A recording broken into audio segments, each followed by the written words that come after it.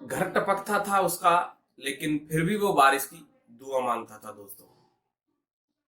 जी हाँ दोस्तों, हम बात कर रहे हैं हमारे देश के किसानों के बारे में।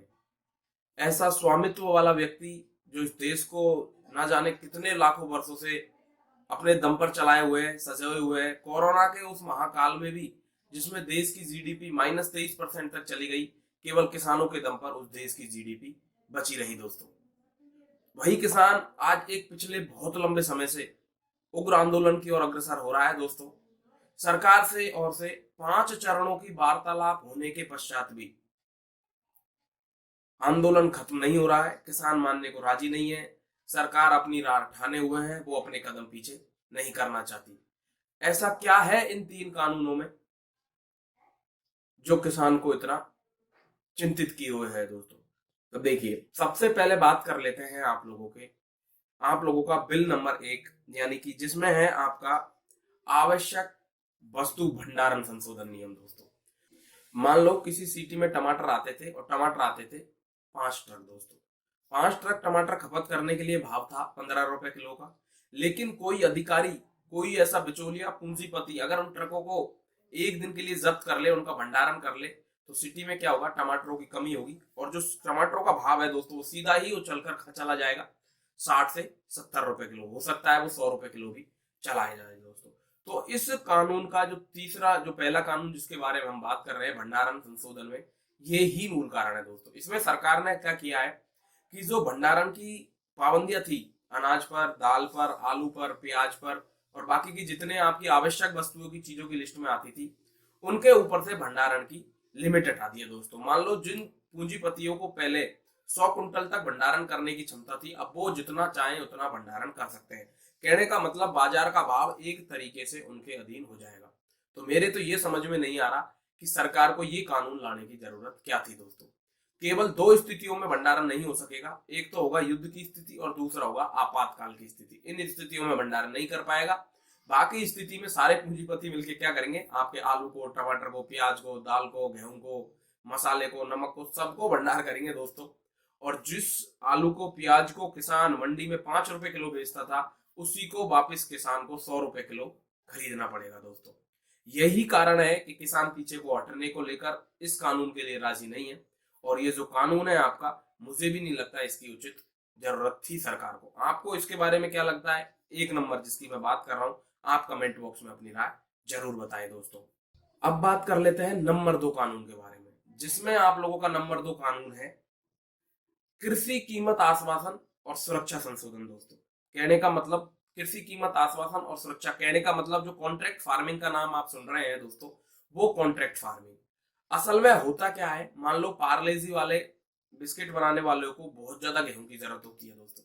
अब उसका मालिक तो मंडियों में सीधा खरीदने आता नहीं, उसको लाखों ट्रक गेहूं की जरूरत होती है। चिप्स बनाने वाले को लाखों ट्रक आलू की जरूरत होती है। तो उसके अंतर्गत क्या हुआ कि सरकार एक नया कानून लेके आई है कि आप कॉन्ट्रैक्ट फार्मिंग कर सकते हैं। जैसे कि मान लो जिसको लाखों ट्रक गेहूं की जरूरत थी, वो किसी एक बहुत बड़े एरिया में गया, जहां पर मान लो किसी का खेत यहाँ पर है, राम का यहाँ पर है, श्याम का यहाँ पर है, गोधुली का यहाँ पर है, इस्लाम का यहाँ पर है, रामेश्वर का यहाँ पर है, रामपाल का यहाँ पर है, धर्मपाल का यहाँ पर है। इस तरीके से छोटे छोटे खेतों में बटा हुआ है। तो वो क्या करेगा, पूरे एरिया के किसानों से कांटेक्ट कर लेगा दोस्तों। और कांटेक्ट करते वक्त ही उनकी जो कीमत है वो तय कर ली जाएगी।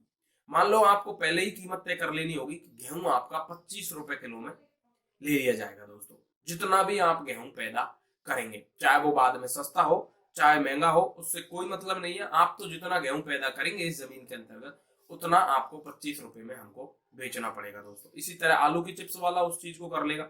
लेकिन अब किसान इस बात में क्या कह रहे हैं दोस्तों, किसान इस बात में कह रहे हैं कि कॉन्ट्रैक्ट फार्मिंग पहली बात तो छोटे किसानों से कंपनी करेगी नहीं, और मान लो कर भी लेगी और पूंजीपतियों से उन्होंने कॉन्ट्रैक्ट कर लिया, कॉन्ट्रैक्ट कर भी लिया, तो विवाद की स्थिति यदि कभी खड़ी हुई, तो विवाद की स्थिति में सरकार ने कोई कानून नहीं बनाया है दोस्तों कि कौन कैसे क्या होगा। सरकार ने एक बात कही है कि इसमें एक समिति का गठन किया जाएगा, जिसमें से कुछ लोग इधर से और कुछ लोग इधर से लिए जाएंगे। मान लो विवाद हो गया कि किसान अपनी फसल उसको नहीं बेचना चाह रहा, क्योंकि 25 रुपए किलो जो भाव तय हुआ था, उसका भाव अब 50 रुपए किलो हो गया है। या फिर ऐसा हो सकता है, मान लो कंपनी दिवालिया घोषित हो गई, कंपनी बंद हो गई, कंपनी की इच्छा ही नहीं हुई खरीदने की, कंपनी 15 रुपए किलो में और कहीं से खरीदना चाह रही है। तो किसान का क्या होगा दोस्तों? इसका एक मूल कानून होना चाहिए। किसान इस बात को कह रहे हैं कि इस पर कानून बने, पूरी तरीके से निष्पक्ष जांच के लिए कानून बने, क्योंकि अगर मान लो कोई कमेटी अगर गठित होती है तो पूंजीपति अपने पैसे का उपयोग करके, अपनी पावर का उपयोग करके किसी भी तरीके से किसान को इस केस के अंतर्गत नहीं जीतने देगा दोस्तों। ये बात हुई आपकी कॉन्ट्रैक्ट फार्मिंग की, कि किस तरीके से जो कॉन्ट्रैक्ट फार्मिंग है उसके अंतर्गत किसान और कंपनी दोनों के ही लिए मूलतः पाबंदी है नहीं दोस्तों। समझ गए बात। और अब बात कर लेते हैं दोस्तों नंबर 3 कानून, जिसपे सबसे ज्यादा विवाद खड़ा हुआ है, जिसको लेकर ही किसान सबसे ज्यादा चिंतित है दोस्तों।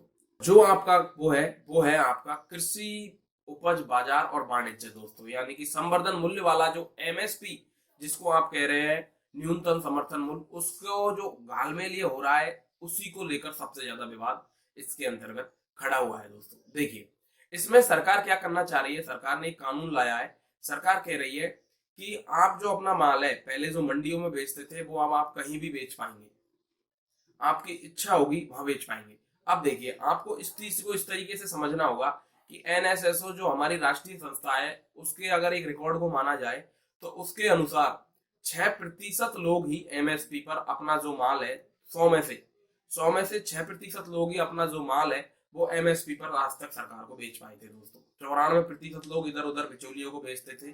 तो सरकार इस बात के ऊपर क्या कह रही है कि हम बिचौलियों का खेल खत्म कर रहे हैं। आप अपने माल को आपकी इच्छा हो जहां बेच सकते हैं, चाहे तो मंडी में बेचे और चाहे तो मंडी में ना बेचे। अब देखिए, मंडी में आप सभी जानते हैं आड़तिया होते हैं, आड़ती जिसको आप लोग बोलते हैं, जो व्यापारी लोग होते हैं। मान लो किसान कोई माल मंडी में लेके आया तो उसकी बोली लगती है 24 रुपए किलो, 25 रुपए किलो, 26 रुपए किलो। उसकी बोली लगने के बाद उस चीज का संशोधन किया जाता है। उस चीज को बोली लगने के बाद अधिक से अधिक मूल्य पर अड़ती जो होता है वो किसान के माल को बेचने की कोशिश करता है दोस्तों। अब इसमें होता क्या है, कभी कभी अड़ती लोग क्या करते हैं कि फिक्स कर लेते हैं पहले कि इससे ज्यादा माल खरीदना ही नहीं है। तो क्या होता है, किसान को लॉस होता है। किसान के साथ दूसरी समस्या एक और होती है दोस्तों, कि जब वो खेती करता है तो कहीं से पैसे उधार लेता है, ब्याज पे लेता है, या उसका और अन्य समस्याएं भी होती है, तो वो उसको भंडार करके नहीं रख सकता। अगर वो 10 रुपए किलो है तो उसकी बेचना मजबूरी हो जाती है उस वक्त, क्योंकि अगर वो भंडार करके रखेगा तो पहली बात तो उसके पास जगह नहीं है और उन लोगों का ब्याज नहीं चुका पाएगा जिन लोगों से उसने पैसा उधार लिया है। तो वो मजबूरी में क्या करता है दोस्तों, जब अड़ती उसके माल को या तो नहीं खरीद पाते हैं या रेट कम है, तो वो इधर उधर मंडियों के बाहर बिचौलियों के पास चला जाता है, या फिर बाहर दुकानदार वालों को कम रेट में, ज्यादा रेट में, जैसा उसे उचित लगता है वैसा बेचता था दोस्तों। अब हुआ क्या है, इसमें किसान क्या बात कह रहे हैं, इस बात को जानने की ज्यादा जरूरत है। देखिए, अब इसके अंतर्गत क्या हो रहा है कि सरकार मंडियों की, किसान कह रहे हैं कि सरकार जो है ना वो मंडियों को समाप्त करना चाह रही है।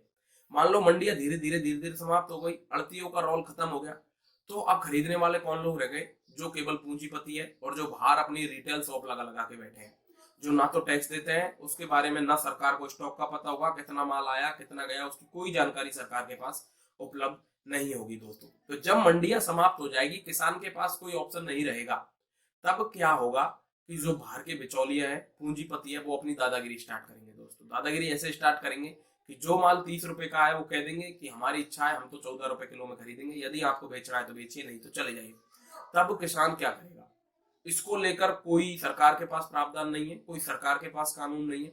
सरकार इस बात को किसानों को समझा ही नहीं पा रही। किसान इसी मांग को कर रहे हैं कि आप एमएसपी पर एक कानून लाए, कि जो सरकार एमएसपी बनाती है, मान लो सरकार की एफसीआई सरकारी गोदामों में जो एमएसपी 25 रुपए किलो चल रहा है, तो कोई भी व्यापारी, कोई भी संस्था, कोई भी व्यक्ति उस माल को 25 रुपए किलो से कम में नहीं खरीदेगा दोस्तों। कहने का मतलब उसके खिलाफ कानूनी कार्रवाई होनी चाहिए।